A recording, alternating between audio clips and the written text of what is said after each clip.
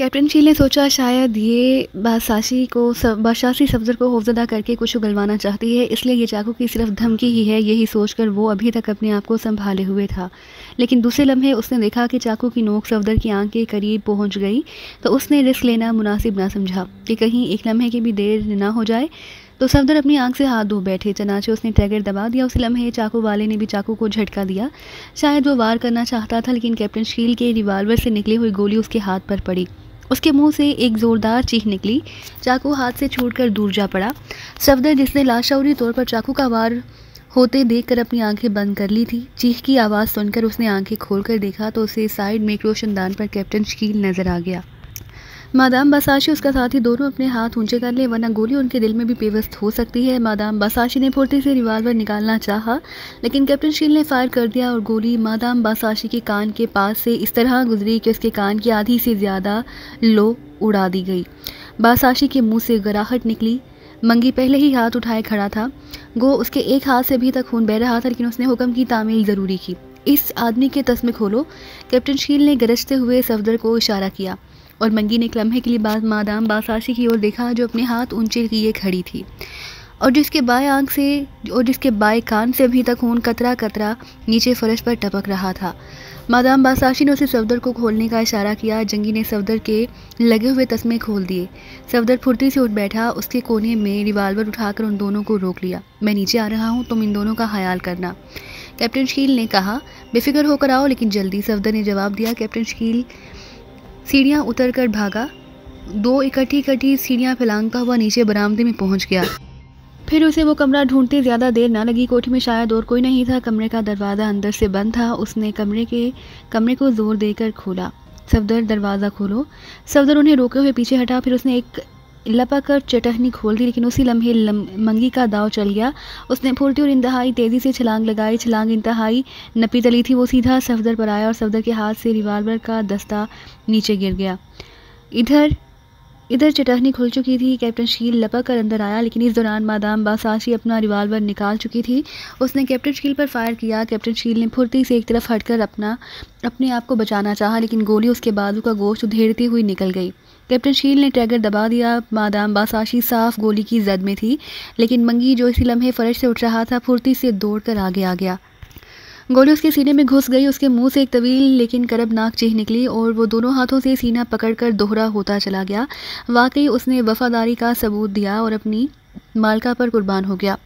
सफदर और कैप्टन शील उसके एसार पर बुत बने खड़े रह गए। उधर मादाम बासाशी, जो मेज के करीब खड़ी थी, अचानक फर्श में गायब हो गई। सफदर चूंकि उधर गिर पड़ा, लेकिन फर्श अपनी जगह पर मल हो चुका था। उसने बटन ढूंढने की बेहद कोशिश की, लेकिन बेसुध। और फिर उसे कैप्टन शील का ख्याल आ गया, जिसके बाजू से अभी तक खून फवारे की तरह निकल रहा था। उसके कपड़े खून से तर हो चुके थे। उसने फुर्ती से अपना रुमाल बाजू पर से उसकी कमीज फाड़कर वो रुमाल जहां पर रखकर कैप्टन शील का रुमाल ऊपर अच्छी तरह कसकर बांध दिया। अब हमें यहाँ से निकल जाना चाहिए, सफदर ने कहा। यकीनन इतना खून बहने के बावजूद उसके चेहरे पर कर्ब या इज़्तिराब की हल्की सी भी रमक नहीं थी। इसी तरह वो स्पार्ट था जैसे हस्बे मामूल होता है। और वो दोनों फुर्ती से दरवाजे से बाहर निकल गए। आगे का नज़ारा उनकी तवक्का के खिलाफ था। वो फुर्ती से बरामदे की सतूनों की आड़ में हो गई। पूरी कोठी की दीवार के साथ तकरीबन कोई 20 आदमी हाथों में राइफलें लिए खड़े थे। उन दोनों में से एक दूसरे की तरफ देखा। उन्हें हैरत इस बात पर थी कि जब वो दाखिल हुए तो कोठी खाली थी। ये अचानक राइफल बरदार कहाँ से निकल आए। छत की तरफ भागो, कैप्टन शील ने कहा। और फिर कैप्टन शील ने खंबे की तरफ दौड़ लगा दी। गोलियों की बौछार के बाद कैप्टन शील बच गया। यकीनन वो देख लिए गए थे। अचानक सफदर ने रिवाल्वर का ट्रैगर दबाया और फिर 4 चीखें बुलंद हुई। चूँकि वो सामने था, इसलिए जल्द निशाना ना लग सका। दूसरे लम्हे बाकी आदमी फुर्ती से ज़मीन पर लेट गए। उस लम्हे सफदर ने दौड़ लगाई और भागकर दूसरे हलकों की आड़ में आ गया। गोलियां ज़रूर चली, लेकिन गोली सफदर को ना छू सकी। फिर वो बारी बारी इसी तरह अमल दोहराते रहे। सफदर और कैप्टन शील फायर करते रहे। सफदर फायर करता और कैप्टन शील आगे पहुंच जाता। इसी तरह उन्होंने बरामदा पार किया और फिर वो भागते हुए सीढ़ियों की तरफ बढ़े और दूसरे लम्हे वो सीढ़ियां चढ़ते हुए ऊपर पहुंच गए। लेकिन ये देखकर फिर उलझन में पड़ गए कि कोठी की पिछली तरफ भी राइफल लिए बरदार मौजूद थे। अब वो घेरे जा चुके थे। उन्होंने सीढ़ियों का दरवाज़ा बंद कर लिया। उन्हें उम्मीद थी चूँकि दिन का वक्त है, इसलिए फायरिंग की आवाज़ सुनकर ज़रूर कोई उधर आएगा या पुलिस को इत्तला दे देगा। फिर पुलिस और मुजरिमों में मुकाबला के दौरान वो बचकर निकल सकते हैं और छत पर रेंगते हुए छत की अगली मंडेर तक पहुंचे। अब कोठी के सिलसिला में ये हिस्सा खाली था, शायद हमला आवर बरामदे के अंदर पहुंच चुके थे। क्यों ना हम बरामदे की छत पर कूद कर अगले हिस्से से निकलने की कोशिश करें, कैप्टन शील ने साथ बढ़े हुए सफदर से पूछा। लेकिन बरामदे की छत से नीचे किस तरह जाएंगे, सफदर ने सवाल किया। कोशिश कर देखते हैं, आगे अल्लाह मालिक है, कोई ना कोई रास्ता निकल ही आएगा, कैप्टन शील ने कहा और सफदर ने इस बात पर सर हिला दिया। बरामदे की छत कोठी की असल छत से तकरीबन कोई 8 फुट के करीब नीचे थी, इसलिए कैप्टन शील और सफदर हाथों के मदद से नीचे लटक गए। कैप्टन शील के बालों में बुरी तरह ठेस सी उड़ रही थी और अब लटकने की वजह से उससे खून दोबारा रसने लगा था। इतने में सीढ़ियों के दरवाज़ा को जोर से धक्का लगा। वो समझ गए कि हमलावर दरवाजे तक पहुंच गए हैं। वो दोनों नीचे कूद गए। हल्का सा धक्का लगा, धमाका हुआ। अब दरवाज़ा तोड़ा जा चुका था। उन्हें उम्मीद थी कि दरवाज़ा जल्द ही टूट जाएगा, क्योंकि वो इतना मजबूत नहीं था और अगर दरवाज़ा टूटने से पहले वो निकल ना गए तो बुरी तरह घेरे में आ जाएंगे। वो तकरीबन भागते हुए बरामदे की छत की मंडेर तक जा पहुंचे। सामने वाले हिस्से में कोई भी नहीं था। इधर पोर्च की छत पर सफदर ने कैप्टन शील का बाजू पकड़कर कहा और फिर वो दोनों बरामदे से जुड़ी हुई पोर्च की छत पर जा पहुंचे। पोर्च के सामने की रूह एक छत बनी हुई थी। बैलों को सीधा करने के लिए उनसे रस्सियां बंधी हुई थी। सफदर ने एक बैल को पकड़कर उसका मजबूती का अंदाज़ा किया। रस्सी बंदी होने की वजह से वो काफ़ी मजबूत थी और उसे पकड़कर तकरीबन घसीटता हुआ नीचे बहरियत पहुंच गया। दूसरे लम्हे कैप्टन शील भी इसी तरीके से नीचे पहुंचने में कामयाब हो गया। उन्होंने बरामदे में देखा तो उन्हें एक राइफल बरदार बाहर से आता हुआ नजर आया। शायद वो बेलों की सरसराहट सुनकर इधर आ रहा था। वो दोनों बेलों के साथ दबक गए। इतने में ऊपर से दरवाज़ा टूटने की ज़ोरदार आवाज़ सुनाई दी और राइफल बरदार इस आवाज़ को सुनकर वापस मुड़ गया। वो दोनों तकरीबन भागते लान अबूर करके फाटक के करीब आ पहुंचे। फाटक बंद था। सफदर ने फुर्ती से फाटक की छोटी खिड़की खोली, लेकिन वो भी बाहर नहीं निकल पाए थे कि ऊपर से देख लिए गए और फिर दोनों ने फायरिंग खोल दी। सफदर ने छलांग लगाई और दूसरे लम्हे वो खिड़की से बाहर जा गिरा। कैप्टन शील ने भी उसकी पैरवी की और एक गोली शाएं की आवाज़ पैदा करती हुई उसके कान के पास से गुजर गई। वो बाल बचा। वो दोनों जैसे ही आगे बढ़े, उन्हें सामने वाले मोड़ से एक पुलिस जीप बड़ी तेज़ रफ्तारी से कोठी की तरफ बढ़ती नजर आई। इस जीप से मुसलसल तेज़ सायरन की आवाज़ आ रही थी। सफदर और कैप्टन शील ने सोचा कि अगर हमें देख लिया गया तो जान छुड़ानी मुश्किल हो जाएगी, इसलिए उन्होंने एक दूसरे को इशारा किया और फिर फुर्ती से गेट की चौकीदार के कैबिन में घुस गए। अंदर से फायरिंग अब बंद हो चुकी थी, शायद पुलिस के सायरन की आवाज़ सुनकर। दूसरे लम्हे पुलिस की जीप उनके पास आकर रुक गई। जीप से एक इंस्पेक्टर और सिपाही नीचे उतरे। कैप्टन शील रेंगता हुआ जीप के नीचे छुप गया, क्योंकि वो जिस जगह छुपा हुआ था वहाँ से पुलिस को साफ नज़र आ जाता। उसने सोचा जीप के नीचे वो ज़्यादा महफूज रहेगा। उधर सफदर जंप लगाकर जीप की ड्राइविंग सीट पर जा बैठा। उसे इल्म नहीं था कि कैप्टन शील जीप के नीचे छुपा हुआ है। जीप का इंजन स्टार्ट हुआ। उन्होंने दोनों को नहीं देखा था। सफदर ने एक लम्हे के लिए कैप्टन शील को इधर उधर देखा। दूसरे लम्हे उसने गियर बदलकर एक्सीलेटर पर पाँव रख दिया। कैप्टन शील जो जीप के नीचे पड़ा हुआ था, उसने गियर बदलने की आवाज़ सुनी और दूसरे लम्हे वो चौंक कर जीप के नीचे से निकल आया, क्योंकि जीप के नीचे घपले जाने वाले पुलिस के हाथों में आना बेहतर था। फिर जैसे ही वो साइड में हुआ, उसे ड्राइविंग सीट पर सफदर नजर आया और वो उछल कर उसके साथ वाली सीट पर बैठ गया। ये सब कुछ तकरीबन एक लम्हे में हो गया। सफदर के गियर बदलते कैप्टन शील उसके पास पहुंच चुका था। सफदर ने रिवाल्वर उठाया और फिर उससे पहले कि पुलिस वाले चौंकते, गाड़ी इंतहाई तेज़ रफ्तारी के साथ निकल गई। इंस्पेक्टर और सिपाही बेइख्तियार जीप की तरफ भागे, लेकिन जीप अब सड़क पर पहुंच चुकी थी। उसे एक झटका सा लगा और वो हवा हो गई। इंस्पेक्टर और सिपाही इज़्तिरारी तौर पर काफ़ी दूर तक उसके पीछे भागते रहे, लेकिन वो इंतहाई तेज़ी से भागती हुई जीप को कहाँ पकड़ सकते थे। चनाचे थक कर खड़े हो गए। अगर मुझे एक लम्हे की भी देर हो जाती तो तुमने आज मुझे मरवा दिया था, कैप्टन शील ने सफदर को मुस्कुराते हुए कहा। तो क्या तुम जीप के नीचे घुस गए थे? सफदर ने हैरत से पूछा। तो और क्या, वो तो मेरे कानों ने गियर बदलने की हल्की सी आवाज़ महसूस की, वरना आज शहीद जीप हो जाते। सफदर ने फिक्रा मुकम्मल कर दिया और कैप्टन शील बेइख्तियार मुस्कुरा दिया। इमरान ने एक लम्हे से भी कम अरसे में हालात का जायज़ा लिया। दीवार से कार का टकराव तकरीबन नागज़ीर था। चनाचे इससे पहले कि कार दीवार से टकराती, इमरान कार का दरवाज़ा खोलकर बाहर छलांग लगा चुका था। अगर उसे एक लम्हे की भी देर हो जाती तो वो भी गाड़ी के साथ ही पिचक चुका होता। कार की तेज़ी की वजह से वो जैसे ही ज़मीन पर गिरा, दूर तक कलाबाजियाँ खाता हुआ चला गया। जिस वक्त उसका जिस्म ज़मीन से टकराया, उसी लम्हे कार एक ज़ोरदार धमाके से दीवार के साथ टकरा गई। 10-12 कलाबाजियाँ खाकर वो फुर्ती से उठ खड़ा हुआ। उसका सूट मट्टी हो चुका था। ब्लैक ज़ीरो की कार उसके करीब आकर रुकी। ब्लैक ज़ीरो ने दरवाज़ा खोल दिया और इमरान लिपट कर उसमें सवार हो गया। ब्लैक ज़ीरो की कार हवा में तेज़ी से जा रही थी। इमरान आज भी बार बार बच गया, जबकि जापानी ने अपने साथ इमरान को भी मरवाने की कोई कसर नहीं छोड़ी थी। आपकी कार से कूदने वाला जापानी अपनी भाग जाने में कामयाब रहा। ब्लैक ज़ीरो ने इमरान को बताया, मुझे इल्म है। इमरान ने संजीदगी से कहा, आपको कैसे इल्म हो गया? ब्लैक ज़ीरो ने हैरत से कहा, इस तरह कि अगर वो भाग जाने में कामयाब ना हो जाता तो इस वक्त तुम्हारी कार में मौजूद होता। इमरान ने मुस्कुराते हुए वजाहत की और ब्लैक ज़ीरो भी हंस पड़ा और फिर वो दोनों दानिश मंजिल पर पहुंच गए। इमरान सीधा अपने मखसूस कमरे में आया। ब्लैक ज़ीरो भी उसके साथ पहुंच चुका था। इमरान ने फ़ोन के साथ मुंसलिक टेप रिकॉर्डर ऑन किया ताकि अगर इस दौरान कोई फ़ोन आया हो तो वो उसने टेप रिकॉर्डर ऑन होते ही उससे सफदर की आवाज़ सुनाई और इमरान चौंक पड़ा। सफदर ने तफसील के साथ तमाम रोदात सुना दी। इमरान ने टेप रिकॉर्डर का बटन ऑन किया और फिर टेलीफोन पर सफदर के नंबर मिलाने लगा। चंद लम्हे बाद सफदर से राब्ता कायम हो गया। Hello, Safdar speaking. दूसरी तरफ से सफदर की आवाज़ सुनाई दी, X2। इमरान ने मखसूस आवाज़ में जवाब दिया, यस सर। सफदर का लहजा इस बार मोदबाना था। सफदर, क्या तुम्हें यकीन है कि उस लड़की ने ट्रांसमीटर पर अपना नाम बासाशी बतलाया था? इमरान के लहजे में कदरे तजस्सुस था। यस सर, मैंने अच्छी तरह सुना था। वो अपने आप को मादाम बासाशी के नाम से पुकार रही थी। सफदर ने पूरे एतमाद लहजे में कहा। ओ, इमरान ने कहा, सर मैं पूछ सकता हूँ कि उस नाम की क्या अहमियत है? सफदर ने पूछ ही लिया। सफदर, ये जापानी सीक्रेट सर्विस की एक चालाक और आयार तरीन एजेंट है। उसकी चालों और साजिशों को पहली नज़र में ही परखा नहीं जा सकता। असरे साल तुम अपने फ्लैट पर जाकर पहुंचोगे जब तक मैं तुम्हें कोई और हुक्म ना दूं। इमरान ने हुक्म देते हुए कहा, ओके सर। सफदर ने जवाब दिया और फिर दूसरी तरफ से लाइन बेजान हो गई। इमरान ने रिसीवर रख दिया। ब्लैक ज़ीरो खामोशी से बैठे सुन रहा था। इमरान ने ब्लैक ज़ीरो की तरफ देखा और कहा, बज़ाहिर अगर वो वाकई वही बासाशी है तो फिर मामला मेरे अंदाजे से कहीं ज़्यादा ख़तरनाक है, लेकिन अभी तक सिवाय आपके कत्ल की कोशिशों के और कोई मामला सामने नहीं आया।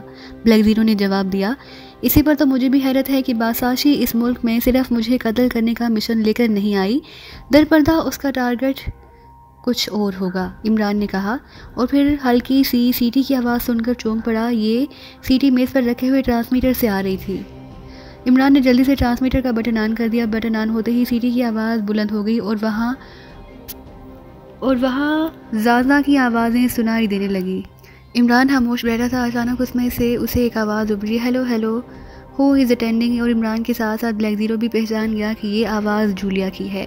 Hello, X2 speaking, Julia. Imran ने भराई हुई आवाज़ में जूलिया से मुखातिब होकर कहा, सर मैं फैक्ट्री से बोल रही हूँ, एक अहम रिपोर्ट है। जूलिया ने कहा और फिर उसने रेबेका के मुतालिक तमाम रिपोर्ट तफसील के साथ सुना दी।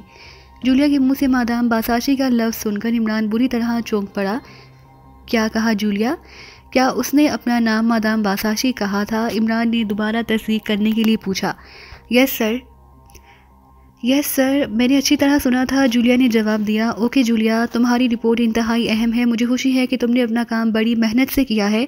वैसे वहाँ एक बात का खास ख्याल रखना कि तुम हर वक्त अपने गर्दोपेश से होशियार रहना और खसूसन रुबैका या मादाम बासाशी से उसे किसी हालत में भी तुम पर शक नहीं होना चाहिए। इमरान ने उसे हुक्म देते हुए कहा, ओके सर, ऐसा ही होगा, जूलिया ने कहा और फिर इमरान ने ट्रांसमीटर का बटन ऑफ कर दिया। ब्लैक ज़ीरो, मामला वाकई ख़तरनाक निकला। इमरान ने ब्लैक ज़ीरो से कहा, जूलिया की रिपोर्ट से मुझे यकीन हो गया है कि वाकई ये जापानी एजेंट बासाशी हमारे मुल्क में काम कर रही है।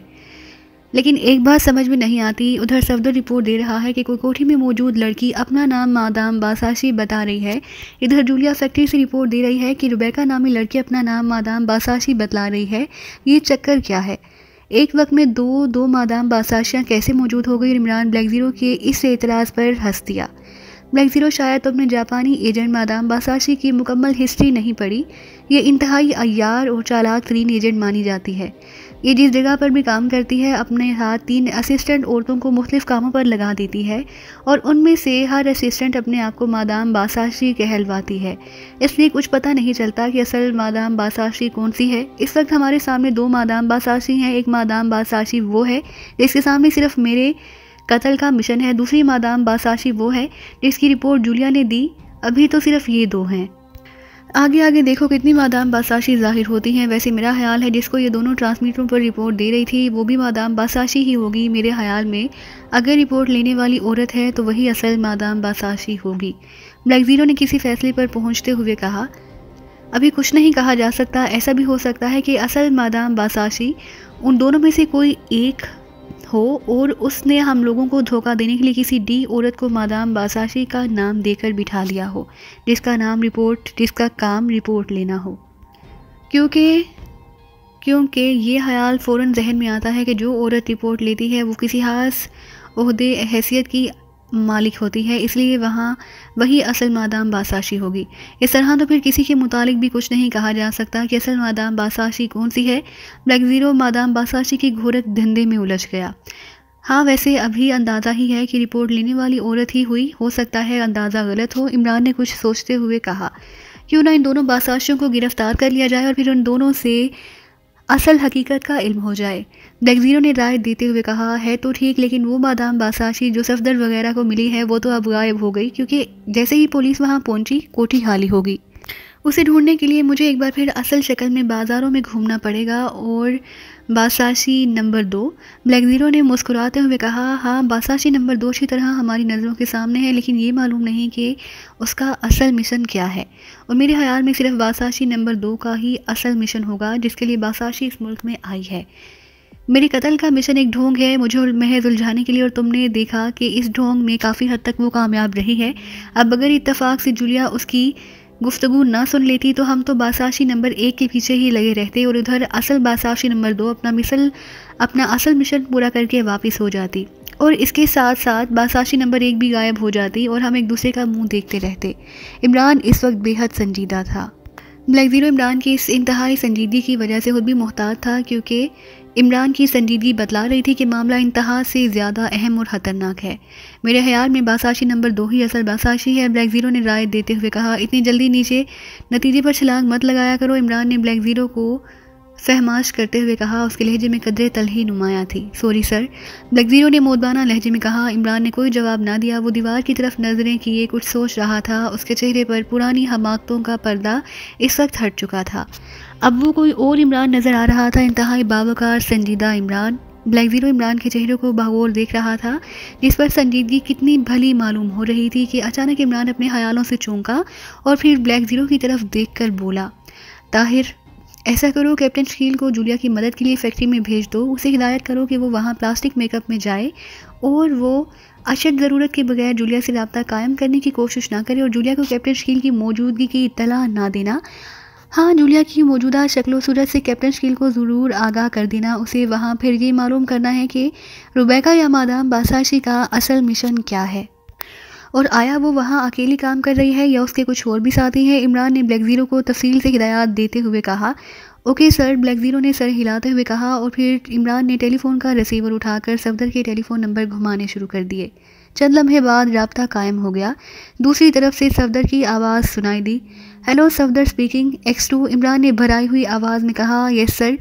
सफदर की मोदबाना आवाज़ इमरान के कानों से टकराई। सफदर, अब से ठीक 15 मिनट बाद तुम कैफ़े दीमाल पर मौजूद रहना। इमरान वहाँ आने का, लेकिन अपनी असल शक्ल में तुमने उसे चेक करना है कि कौन इमरान का ताकुब या निगरानी करता है। फिर इस ताकुब कुनिंदा के मुतालिक तमाम तफसीलात मालूम करके मुझे रिपोर्ट देना। उसने हुक्म देते हुए कहा, ओके सर। इस बात का ख्याल रखना कि इमरान के साथ जो कुछ भी कर गुजरे तुमने दखल अंदाजी नहीं करनी। तुम्हारी ड्यूटी सिर्फ उसकी निगरानी करने वालों का ताकुब और उनके मुतालिक तफसीलात का पता चलाना है। इमरान ने उसे ज़रूरी हिदायत देते हुए कहा, जी अच्छा सर। सफदर ने जवाब दिया। ओके, इमरान ने कहा और फिर रिसीवर रख दिया। दूसरे लम्हे वो एक बार फिर डायल घुमा रहा था। चंद लम्हों बाद वो दूसरी तरफ से सिलसिला मिल गया। हेलो, कौन बोल रहा है? तनवीर की करहत और खूब चिल्लाती हुई आवाज़ इमरान के कानों से टकराई। X2, इमरान ने कहा और शायद X2 की आवाज़ सुनकर उसकी आवाज़ घगया गई क्योंकि उसके मुंह से सही फिक्रा नहीं निकल रहा था। सर, तनवीर की बौखलाहट से भरपूर आवाज़ सुनाई दी और इमरान एक लम्हे के लिए मुस्कुरा दिया। तनवीर, तुम होश में तो हो? सर, मुझे माफ़ कीजिए, मुझे मालूम नहीं था कि आप हैं। तनवीर ने बौखलाते हुए कहा, मेरी बात गौर से सुनो। अब से कोई 1 घंटा पहले हालकम रोड के तीसरे मोड़ के करीब कार का एक्सीडेंट हुआ है। कार दीवार के साथ टकरा गई है। तुम अभी वहां जाकर कार के नंबर नोट करके रजिस्ट्रेशन ऑफिस से तमाम तफसीलात का पता चलाओ। और दूसरा, उसमें से जो लाश निकली हो उसके मुतालिक पता चलाओ कि वो कौन है, कहाँ है और क्या काम करता है। इमरान ने उसे हुक्म देते हुए कहा। बेहतर सर। तनवीर की मोदबाना आवाज़ सुनाई दी। कितनी देर में रिपोर्ट दे सकोगे? इमरान ने गराते हुए कहा। 1 घंटा बाद जनाब, तनवीर ने जवाब दिया। ओके, इमरान ने कहा और रिसीवर केबल पर रख दिया और फिर ब्लैक ज़ीरो से मुखातिब होते हुए बोला, ताहिर, अब मैं चलता हूँ। तुम बहैसियत X2 जेटली के जनरल मैनेजर को कैप्टन शील की खुफिया शोबे में तैनाती का कह दो और कैप्टन शील को वहाँ भेज दो। वहाँ नोमानी को कहना कि फ़ौरन कैफ़े बरी हाल पहुँचे, उसे सफदर की निगरानी करनी है। इमरान ने उठते हुए कहा, ओके सर, मैं अभी इंतजामात करता हूँ। ब्लैकजीनो ने भी ताज़ीमन खड़े होते हुए कहा और फिर इमरान लंबे लंबे डग भरता हुआ कमरे से बाहर निकल गया। सफदर एक्स टू का हुक्म मिलने के ठीक 10 मिनट बाद कैफ़े डी माल पहुँच चुका था और उसके नीचे मोटरसाइकिल था। उसने हल्का सा मेकअप भी किया हुआ था जिसकी वजह से उसे आसानी से पहचाना ना जा सकता था। वो मोटरसाइकिल फुटपाथ के करीब रोक कर कैफ़े डी माल के बाहर बने हुए बुक स्टॉल पर से अखबार खरीद कर उसे पढ़ने में मशगूल था, लेकिन उसकी बेचैनी आंखें बार बार अखबारात के सफ़ात से हटकर गर्दोपेश का मुशाहिदा कर रही थी। तकरीबन 7 मिनट बाद उसे इमरान सफ़ेद रंग की छोटी सी कार में नमूदार नज़र आया। इमरान की कार तकरीबन 1 मिनट के लिए कैफ़े डी माल के सामने रुकी। इमरान ने कैफ़े डी माल की तरफ यूँ देखा जैसे फ़ैसला ना कर पाया हो कि कैफ़े में जाए या नहीं।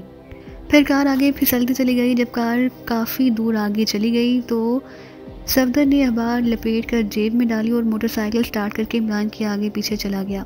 इधर नुमानी जो भी अभी वहाँ पहुँचा था, उसने सफदर की मोटरसाइकिल पहचान ली। वो गली मोड़ कर उसका ताकुब करने लगा। वो खुद भी मोटरसाइकिल पर सवार था। वो मोटरसाइकिल और एक कार खामोशी से एक दूसरे का ताकुब कर रही थी। इमरान की कार शहर की मसरूफ़ तरीन सड़कों पर अंदर दौड़ती जा रही थी। इमरान ने एक जनरल स्टोर के सामने कार रोक दी और खुद बाहर निकलकर लापरवाह अंदाज में सुस्त रफ्तार के साथ जनरल स्टोर में दाखिल हो गया। उस स्टोर में तमाम काउंटर पर खूबसूरत लड़कियां थीं। इमरान भी काउंटर के सामने रुक गया। ये काउंटर मिस्टर लेडीज़ के सामान्य राज के लिए मखसूस था। अब उस पर अब भी खूबसूरत जवान और स्मार्ट लड़कियों का एक हजूम था जो मुख्तलिफ़ चीज़ों की खरीदारी कर रही थी। इमरान खामोशी से लड़कियों के पीछे खड़ा हो गया। उसके चेहरे पर फैली हुई मासूमियत और हमाकत उसे और भी ज़्यादा खूबसूरत बना रही थी। फिर इस वक्त उसके जिस्म पर लिबास में सलीका था, इसलिए चंद लड़कियां उसे किन्नकियों से देखकर एक दूसरे को कोहनी मार रही थी, फिर एक दूसरे से सरगोशी करके सब मुस्कुरा देती। इमरान सब कुछ समझ रहा था और काउंटर गर्ल की नज़र उस पर पड़ी।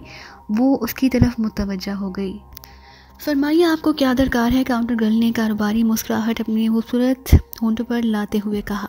एक नज़र इनायत, इमरान ने मासूमाना अंदाज में कहा और लड़कियां उसका फिक्रा सुनकर खिलखिलाकर हंस पड़ी। काउंटर गर्ल बावजूद बेबाक होने की ये सिचुएशन देखकर नर्वस हो गई, लेकिन जल्द ही अपने आप पर काबू पाकर उसने पूछा, क्या फरमाया आपने? मैंने कोई फ़ारसी तो नहीं बोली जो आपकी समझ में नहीं आ रही? इमरान ने कदरे खुश्क लहजे में कहा और काउंटर गर्ल संजीदा हो गई। माफ़ कीजिए, मैंने सुना नहीं, उसने बड़ी संजीदगी से कहा। एक नज़र इनायत, इमरान ने दोबारा कहा और लड़कियां एक बार फिर खिलखिलाकर हंस पड़ी। काउंटर गर्ल ने खामोशी ही में आफियत जानी। आहर उनमें से एक शोख लड़की ने मुहातिब करते हुए पूछा, क्या ये किसी काजल का नाम है? जी हाँ, अभी किस प्रूफ लिपस्टिक हो सकती है तो नज़र इनायत, काजल क्या बड़ा है? इमरान ने मुस्कुराते हुए जवाब दिया और लड़की कट कर रह गई। ऐसा कोई काजल हमारे पास मौजूद नहीं, काउंटर गर्ल ने उसका मतलब समझते हुए जल्दी से कहा। ओहो, ये तो बहुत बुरा हुआ, बेगम तो जूतियाँ मार कर मेरा सर पिलपिला कर देगी। इमरान ने तकरीबन रो देने वाले लहजे में कहा। क्या मतलब? क्या आपकी बेगम आपको जूतियाँ भी मारती है? एक लड़की ने हैरान होकर पूछा। जी हाँ, बेगम बड़ी जालिम और बेरहम वाक़या हुई है। अगर उसकी फरमाइश पूरी ना हो तो वो जूतियाँ मारती है कि नानी अम्मा याद आ जाती है। इमरान ने इंतहाई मजलूमाना लहजे में कहा। आप चुपके से मार खाते हैं? उनमें से एक कदरे भारी जिस्म वाली लड़की ने पूछा। उसके लहजे में हकीकी हमदर्दी नुमाया थी। जी हाँ, वो हथनी जैसा डैल डो लगती है, बिल्कुल आपकी तरह। इमरान ने भी मजलूमियत से कहा। लड़की उसके जुमले के आखिरी फिक्रे से चरापा हो गई। उसकी सारी हमदर्दी 1 मिनट में काफूर हो गई। यू शट अप नॉनसेंस, उसने चीखते हुए कहा। बिल्कुल इस तरह वो भी कहती है। और इससे पहले कि कोई जवाब देता, इमरान ने शार्प सुपरवाइज़र को अपनी तरफ बढ़ते देखा और शक्ल मुड़ा और तेज़ी से कदम उठाता हुआ जनरल स्टोर से बाहर चला गया। लड़कियां हैरत से एक दूसरे को देखने लगी। सफदर ने देखा कि इमरान अभी जनरल स्टोर में ही था कि एक सुरख रंग की कार इमरान की ताकुब में फुटपाथ से आ लगी। इसमें 2 आदमी बैठे थे जो शक्लों से ही गुंडे मालूम हो रहे थे। सफदर उनके खतरनाक इरादे उनके चेहरों से ही पड़ चुका था। चूँकि उसे एक्स2 ने दखल अंदाजी से कतई मना किया था, इसलिए वो खामोश खड़ा रहा। इतने में इमरान जनरल स्टोर से बाहर निकलता नजर आया। दूसरे लम्हे सफदर की कार को खिड़की से राइफल की नाल की झलक नजर आई। इससे पहले कि वो कुछ और सोचता, माहौल एक खौफनाक धमाके से गूंज उठा और दूसरे लम्हे धमाके से जोरदार चीख इमरान की गूंजी और वो वहीं जनरल स्टोर के सामने गिरकर तड़पने लगा। गोली यकीनन इसी कार से चलाई गई थी। इमरान गिरकर तड़पते देखकर एक लम्हे के लिए सफदर की हवास बाहता हो गई, लेकिन उसे एक्स2 की हिदायत याद आ गई और वो हॉर्न बींच कर मोटरसाइकिल पर सवार हो गया। कार धमाका होते ही हवा हो चुकी थी। सफदर फौरन मोटरसाइकिल पर सवार हो गया। कार धमाका होते ही उसने मोटरसाइकिल को किक लगाई और उसकी मोटरसाइकिल कार के पीछे रवाना हो गई। धमाका, इमरान की चीख और उसके गिरते ही इर्द गिर्द के लोग तेजी से उसकी तरफ बढ़े। जनरल स्टोर में खड़ी हुई लड़कियां और दूसरे अफराद भी परेशानी के आलम में बाहर निकल आए। क्या हुआ? सब चीख रहे थे। इमरान एक बार फिर बच गया। गोली उसके शाने से हल्की सी टस होती हुई गुजर कर शोकेस के शीशे में लगी। इसमें कुदरत की मेहरबानी के अलावा इमरान की फुर्ती का भी दखल था। इमरान स्टोर से बाहर निकलते ही सामने वाली कार से राइफल की झलक देख चुका था, इसलिए वो फुर्ती से नीचे हो गया। वो अब भी फर्श पर पड़ा तड़प रहा था। गोली की रगड़ से उसके कोट कपड़ा उधड़ गया था। गोली कहाँ लगी? एक शख्स ने चीखते हुए कहा और इमरान तड़पना छोड़कर उठ बैठा। उसने जिस्म पर हाथ फेरते हुए कहा, कहीं ना कहीं तो लगी होगी। इमरान ने कहा, बच गया है, गोली सिर्फ इसके कोट का अस्तर फाड़ती हुई गुजर गई है, उस शख्स ने कहा। और इमरान ये सुनकर जल्दी से उठ खड़ा हुआ। हाय, मैं मारा गया, मेरा नया सूट बर्बाद कर दिया जालिमों ने, अब तो मेरी बीवी जान छोड़ेगी नहीं, काश गोली मुझे लग जाती। इमरान की आंखों में टिप टिप आंसू गूंजने लगे और लोग हैरत से मुंह फाड़े इस अजूबा रोजगार को देख रहे थे कि जिसे अपनी जान से ज्यादा फिक्र अपने कोट की थी। इमरान रोने के साथ साथ यूं आंखें फाड़कर चारों तरफ देख रहा था जैसे अपने रोने की दाद वसूल कर रहा हो। उसके गिर्द लोगों का हजूम इकट्ठा होता गया। जनरल स्टोर वालों ने शायद पुलिस को फौरन ही इत्तला दी, इसलिए चंद ही लम्हों बाद पुलिस वहां पहुंच गई। पुलिस को देखकर हजूम मुंतशिर हो गया। इमरान अभी तक रो रहा था और वही भारी भरकम लड़की जिसे पहले इमरान पर शदीद गुस्सा आया, इमरान को रोता देखकर अपना गुस्सा भूल चुकी थी और उसे खड़ी बड़ी हमदर्दी से पिचकार रही थी। पुलिस को देखकर इमरान की आंखों से बेपनाह खौफ यकदम झलकने लगा। उसे देखकर ऐसा महसूस हो रहा था जैसे पुलिस वाले उसके लिए मौत के फरिश्ते साबित होने वाले हों। इमरान को खौफजदा देखकर इंस्पेक्टर का सीना और चौड़ा हो गया। उसने बड़े तरह लहजे में इमरान से पूछा, क्या बात है मिस्टर? कोई बात नहीं, खुदा की कसम कोई बात नहीं। खौफ की वजह से इमरान के मुंह से आवाज़ नहीं निकल रही थी और इंस्पेक्टर इमरान को इस खौफजदा देखकर खुद भी हैरत में पड़ गया। इतने में मजमा में से किसी ने इंस्पेक्टर को बतलाया। अचानक इमरान की नज़र सामने वाली बाईं साइड वाली बिल्डिंग की खिड़की पर पड़ी। महसूस हुआ वहाँ से दूर मार राइफल की नाल की झलक नजर आई और दूसरे लम्हे वो एक चीख मारकर दोबारा फर्श पर ढेर हो गया। इससे पहले कि उसकी चीख की बाज़गश्त हो, एक और करबनाक चीख बुलंद हो और इंस्पेक्टर जो इस तराबी तौर पर इमरान की चीख पर झुका, गोली उसके सर को पाश पाश कर गई। मजमा में एक दफ़ा फिर भगदड़ मच गई। इमरान भी फुर्ती से उठा और अपनी कार का दरवाज़ा खोलकर उसमें घुस गया। अब लगातार कार पर फायरिंग होने लगी। मुजरिम शायद अपनी नाकामी की बिना पर पागलपन की सरहद फैलांग चुके थे, लेकिन गोलियां इमरान की कार में सिवाय गड़े डालने के और कुछ ना कर सकीं और वो उसे दौड़ती हुई सामने वाली चौक पर ले गया। एक नीम तारीख सा कमरा था। अंधेरे में मलजगी सी रोशनी के इम्तिजाज ने कमरे के इस माहौल को पुरस्कार बना दिया था। इस कमरे के एक कोने में एक लंबी चौड़ी मेज़ पर दो छोटे छोटे टेप रिकॉर्डर नुमा आलात पड़े थे और मेज़ के पीछे गहरे अंधेरे में एक नौजवान औरत कानों पर हेडफोन चढ़ाए खामोशी से बैठी थी। दोनों टेप रिकॉर्डर ऑन थे और कुछ पुरस्कार किस्म की गुफ्तगू इस औरत के कानों में पहुंच रही थी। Hello madam Basashi speaking over, madam Basashi this end over, बस मादाम ओवर। बासाशी, इमरान का कोई पता चला? और तो मैडम मैं भरपूर कोशिश कर रही हूँ, मैं नहीं जानती, मुझे हर कीमत पर जल्द से जल्द उसकी लाश चाहिए। ओवर। मैं बहुत जल्द आपको खुशखबरी सुनाऊंगी। Over. Okay over and all. मैं इसके पीछे बैठी हुई औरत के लबों पर पुरस्कार मुस्कुराहट फैल गई। उसने हाथ बढ़ाकर एक आले का बटन दबा दिया। अब दोबारा आवाज़ें आनी शुरू हो गई। आवाज़ें उन्हें दो औरतों की थी जिनकी गुफ्तगू उससे पहले सुनी थी, लेकिन अब पहले जो रिपोर्ट ले रही थी अब वो रिपोर्ट दे रही थी जिनकी गुफ्तगू का मौजू ये था, मादाम बासाशी स्पीकिंग ओवर।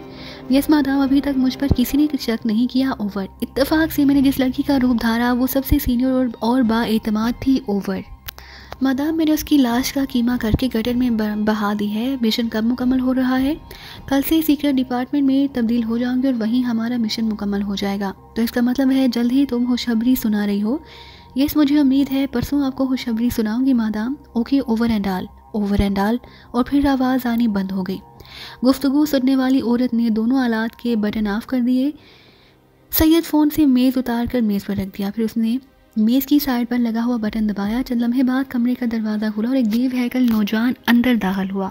उसने कंधे झुककर कहा, यस मादाम बासाशी, मेरे लायक कोई हिदमत। हेलो, कुर्सी पर बैठ जाओ, इमरान ने जिसे मादाम बासाशी के नाम से पुकारा गया था कदरे तेज़ लहजे में कहा, और वो देवहैकल नौजवान बड़े मोदबाना अंदाज में मेज़ के सामने पड़ी कुर्सी पर बैठ गया। हेलो, इमरान के मुतालिक क्या रिपोर्ट है? मादाम इमरान बुरी तरह उलझ चुका है। उसे अभी तक हमारे मिशन का ही पता नहीं चल रहा। वो यही सोच रहा था कि मादाम बासाशी इसके कत्ल का मिशन लेकर ही आई है। वैसे उस पर 2 मजीद हमले किए जा चुके हैं। एक बार हमारे एक आदमी ने अपनी जान पर खेलकर उसे ख़त्म करना चाहा। उसने वो कार दीवार के साथ टकरा दी जिसमें इमरान मौजूद था, लेकिन इमरान टकराव से 2 लम्हे पहले कार से निकल गया। इस तरह वो जान बचाने में कामयाब हो गया।